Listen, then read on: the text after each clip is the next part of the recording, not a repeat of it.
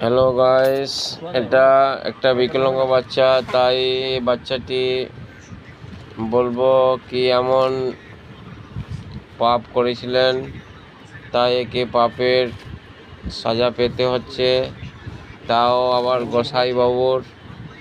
এই গোসাইবাবু সংসার ত্যাগ করেছেন এবং গরুকে খুবই ভালোবাসেন।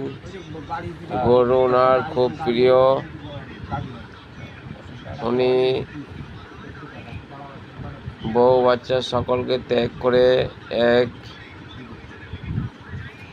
মায়ের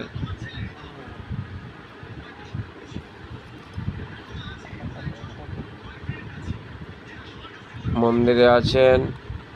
তাই বন্ধুকে বলবো যে সকলে লাইক শেয়ার কমেন্ট করবেন এবং পরে ভিডিও পেতে আপলোড দিবেন।